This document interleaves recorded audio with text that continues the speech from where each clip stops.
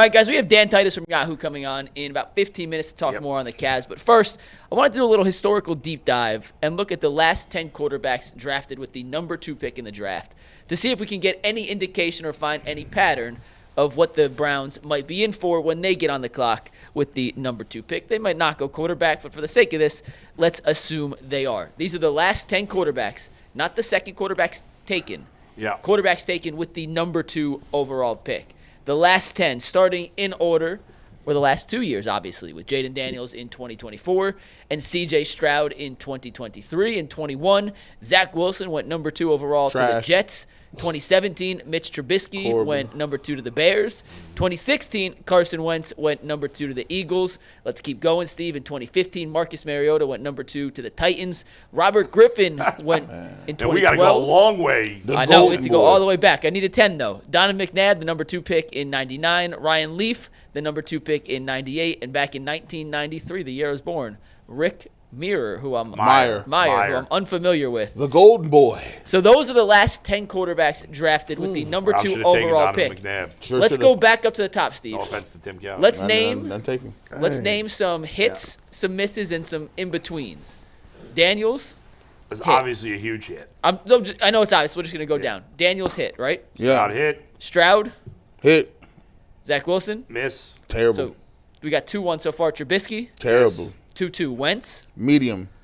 Nah, that's a miss to me. Hey, he had a couple years. It's funny because I loved him coming out of college. And then he had that year he got hurt. I worked with him. And he just never been – I worked with him in the Senior Bowl. He was actually a really good quarterback in the What Senior happened? Bowl.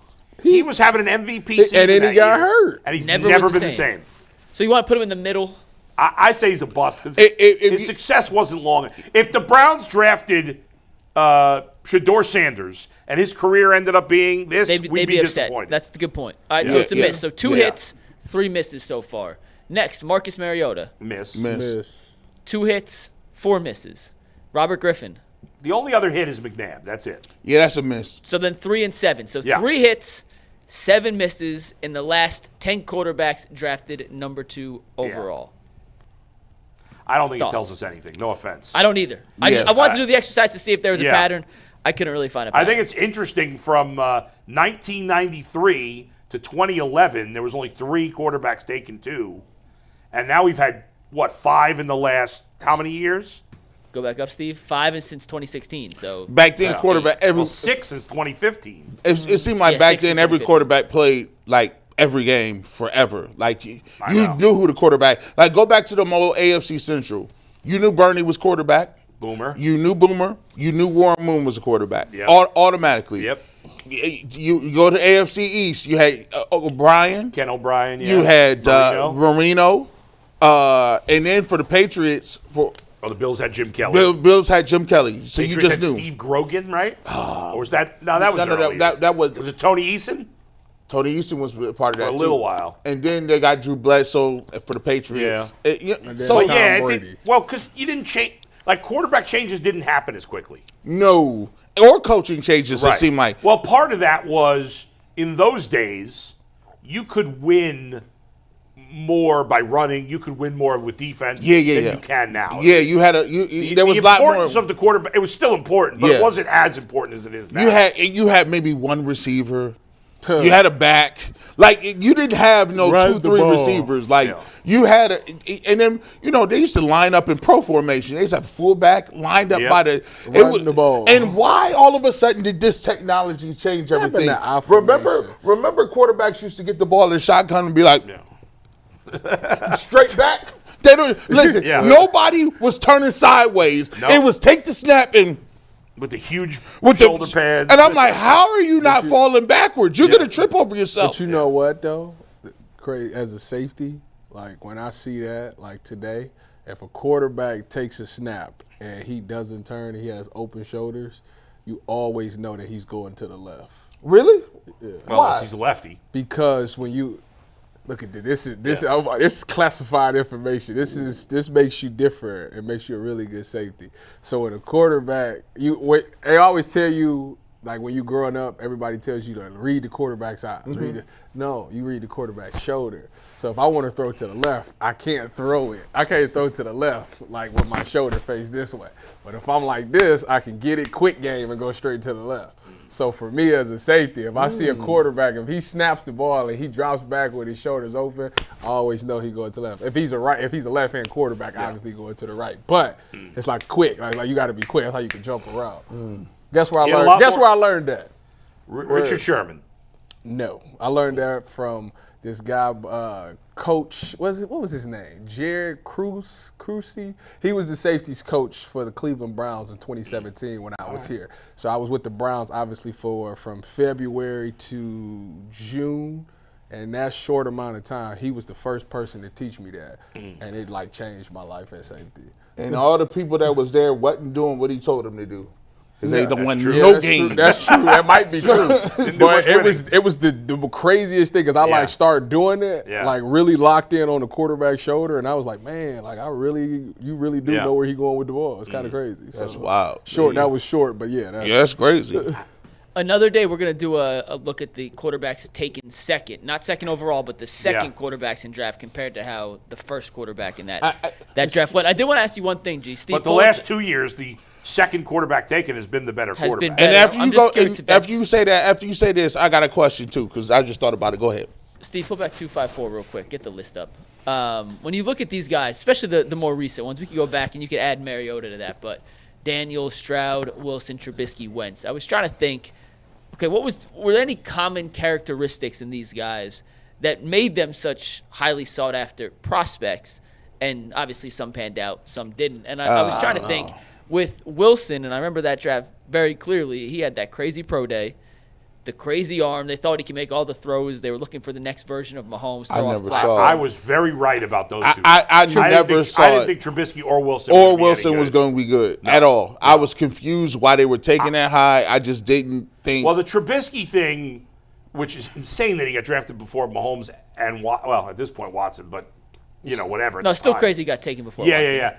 Trubisky only played 1 year. It's like he played 13 games. And it wasn't like he was at North Carolina. And he couldn't start until he was. And he was not killing. His numbers weren't like, he's the man. It was, that was very confusing why he had moved up like that much. And another guy, Trey Lance, I never understood why he was moved up that. The Trey Lance one. Because it was weird because I don't think they was playing. Like, didn't they schedule a whole game or something for him to play in the game? They played, I think it was Maryland. They played one regular game during COVID year so he could get that opportunity. Yeah. I'm like, that's wild. Mitch Trubisky was from here, Mike. Did you know that? Yeah. I saw him play in high school. Medina or Mentor, one of the two. He was at Mentor, yeah. They was like 5 wide. They had a great year that year, man. They was like 5 wide. They beat McKinney. They was pounded us. I remember seeing him play, I can't remember if it was Ignatius or Eds. They probably played both, right? Mm-hmm. I don't remember. It was a long time ago at this point, but he was impressive in high school. He was killing. A great high school player, but the fact that it took him like 3 years to become a starter at North Carolina. Yeah, I was like, how is it? And then after 1 year, he's going to be a top pick in the NFL draft. He never did anything. So that brings me to my point, though. Yeah, you could fall in love with some of the physical traits and be blown away by what guys could be without necessarily the production on the back end to solidify traits into production. You look at Trubisky, like you said, small sample size. Zach Wilson, he was good at BYU, didn't destroy the record books, didn't throw any, wasn't like 70 touchdowns or anything. And even going back, Mariota doesn't fit into this category, but before that, RG3 did have the crazy production. And to be fair, and he could have been very good if it wasn't for injuries. He was great that rookie year. If he didn't get hurt, he got hurt. You never know. The problem with RG3 is he was so slight. That's what they said about Jaden Daniels. I think he's not as slight as RG3 was, is he? Yeah, he is very slim. Yeah. All right. I think RG3 could. RG3 had problems diagnosing defenses. Like, you couldn't really shut him down when he had his full capabilities with his legs because it was like he was so dynamic. And they was really running the read option and doing things like that. There were so many wide lanes open for him to pass the ball. It was easy reads. But, man, I always say, like you said earlier, if you are going to be a straight drop-back passer and you're going to be out here slinging this pigskin, you better be elite. That's right. You better be. You gotta have the arm. You gotta have the intelligence to throw the football and you gotta see the field like, oh yeah, you're not open yet, but I know they're running, and you just throwing it, and you gotta be really good, or you gonna throw these picks. By the way, my question was this: Oh yeah, if you do, say for instance, and I want everybody to get their opinion on it, if you do draft Shedeur or Cam Ward with the second overall pick, right? Are they starting week 1? No. in a perfect world, no. I think the plan would be, I think I'd rather have a veteran and give him a chance to learn. And even if that veteran got hurt, I'd start somebody else. If I determined in the beginning of the season that I think this guy is better off for his career not to play, then I would stick with it. At least for some weeks. I'm doing the Bernie routine. We drafted you too. You're not playing this year. But here's the thing, though.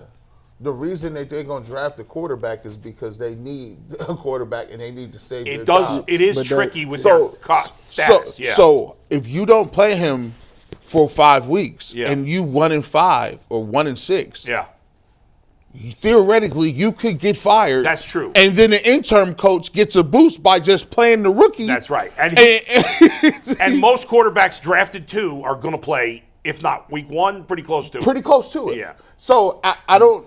I'd sign Dalton or Joe Flacco or somebody to start the season. Joe Flacco ring when everybody would be, oh, Joe. I mean, it's a tough situation because, man, you want to win football games, and I'm sure they may have wanted Jaden Daniels to sit. I'm sure they may have wanted. No, they did. They didn't. Yeah, Jaden. I mean, listen. Sometimes the quarterback makes it obvious that he don't need to sit. Well, if that's the case, then all right. But it was obvious to Washington, Jaden Daniels did not need to sit, and they were right. You know these quarterbacks need to sit. Every last one of them. I'm not saying that they Jaden don't. Daniels didn't need to. I'm talking about in this upcoming draft. Every last one of them. I'm not saying they don't, but I'm just saying the circumstance is a catch-22. As a coach, do you think that buys you time? If you be like, I'm that kid's not ready to play yet. No. But when he plays, he's ready. I think it's even worse because after you start losing, people are going to clamor to see what the rookie is because they're going to say, this is the line. We all know we're not going anywhere this year. We all know we're not going to the playoffs. We all know we're not good. Well, why don't you just put the kid out there and let's grow? And that's a mistake a lot of teams make. Because that'll ruin them. Is starting a guy before he's ready to play. And we'll see, like that happened with Bryce Young, and he bounced back the second half of last year. We'll see where the rest of his career goes. Like maybe he ends up being a good And quarterback. you're going to hear all the examples. C.J. Stroud did it. Yeah. Jaden Daniels did it. Look at all these. Bo Nix did it. Mm-hmm. And we're sitting here being conservative, trotting Kirk Cousins out here or whoever it is. Right. So there's another thing that comes along with this. The quarterback is the question of, do you start him now or do you start him later? And if it's Shedeur Sanders, y'all got to be ready. Shedeur Sanders, to be honest, I think if you draft Shedeur Sanders, that's the biggest media personality since Baker. Yeah. More than Odell Beckham Jr. I think it's going to be nuts.